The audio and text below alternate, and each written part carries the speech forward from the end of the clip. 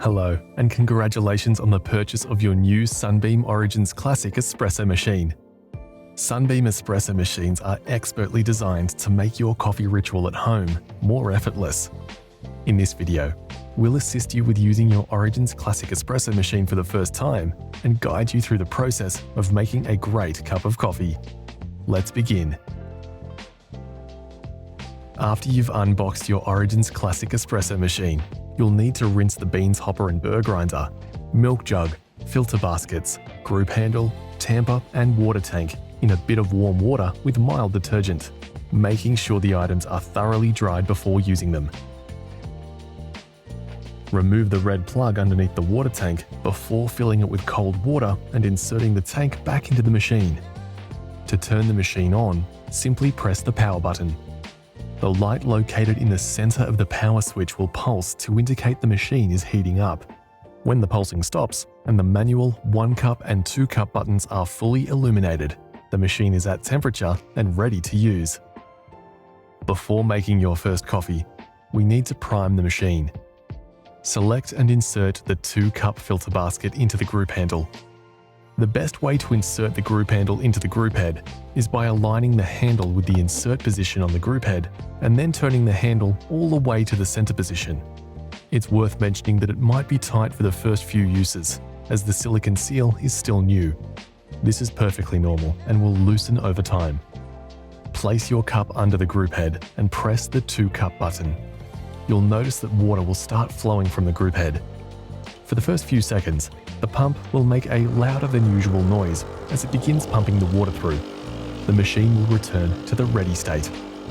Rotate the steam dial to the steam position and let the steam run through for around 20 seconds. Move the dial back to the vertical position and the machine will return to the ready state. The coffee machine is now primed and ready for use. It's time to make your first cafe quality coffee. Let's begin. We recommend preheating your cup to ensure your coffee stays at its optimal drinking temperature for longer.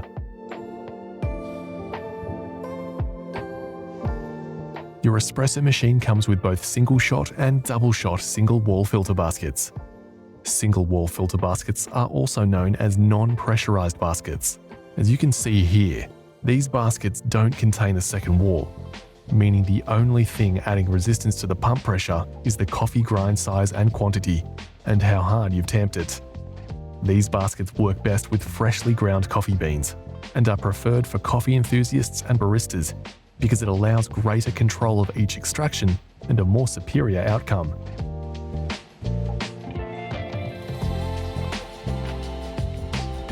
We recommend using cafe quality beans from your local roaster for the best coffee results at home. Add the beans into the hopper. A good starting point for your grind size is 15. Turn the hopper until the grind size on the collar displays 15.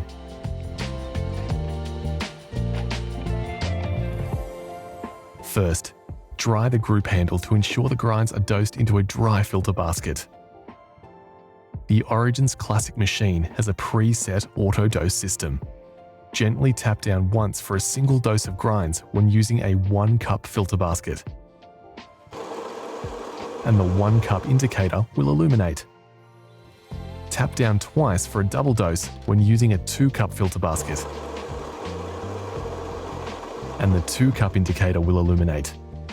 Be aware to allow a moment after you tap for the grounds to flow into the basket. You may want to adjust the factory settings of the machine to dose the right amount of coffee grounds when you use the tap-and-go grinder. Your basket may be too full, or you may need more coffee grinds in your basket. To do this, whilst the machine is in the ready state, press and hold the 1 cup or 2 cup button, depending on what setting you want to adjust. Push down the group handle at the same time for 3 seconds. The single or double shot button will begin to pulse, depending on which you selected. Next, you'll need to tap down on the group handle to start the grind. When the desired amount of grounds has been dispensed, tap the group handle a second time to stop the dispense. The updated setting will automatically be saved. Once the grinder has dosed into the group handle, gently shake the group handle in the cradle to collapse the grounds, and then place on the benchtop surface. Tamp with a medium pressure. Somewhere between 10 to 15 kilograms of pressure is ideal. But basically, a gentle lean using some of your body weight is great. Next, simply rotate the tamper and make sure to level the coffee. The tamper has been designed so that the top of the tamper marries perfectly with the top of the group handle after tamping.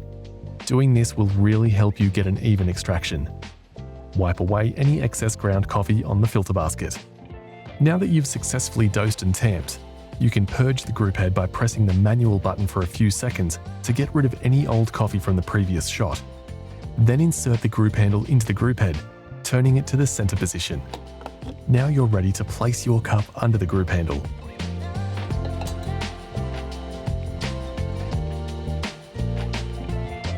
Press the 1 cup or 2 cup button. Since we selected the 2 cup filter basket earlier, let's select the 2 cup button.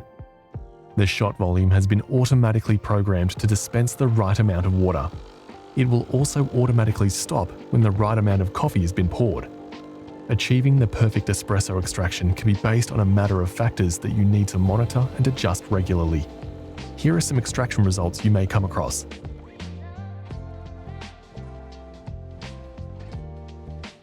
An under extraction. The espresso pour is too fast, usually under 20 seconds. The color of the crema and the extraction will feel thin and watery.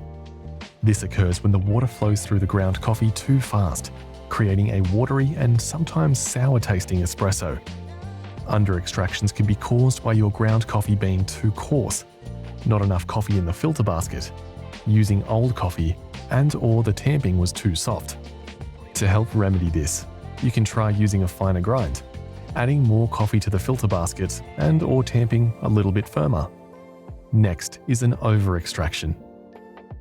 The espresso pour is too slow, usually above 35 seconds. When the extraction time is longer than 35 seconds, the espresso has been extracted with too much pressure. Visually, your shot may drip throughout the entire pour, or there may be no pour at all. This tends to create a heavy, bitter-tasting espresso. An over-extraction can be caused by the grind being too fine, too much ground coffee in the filter basket, and/or tamping too hard.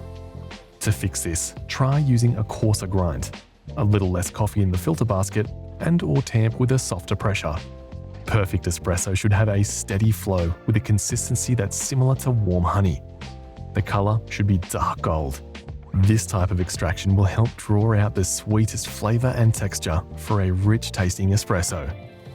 Now that your espresso is ready, it's time to prepare the milk.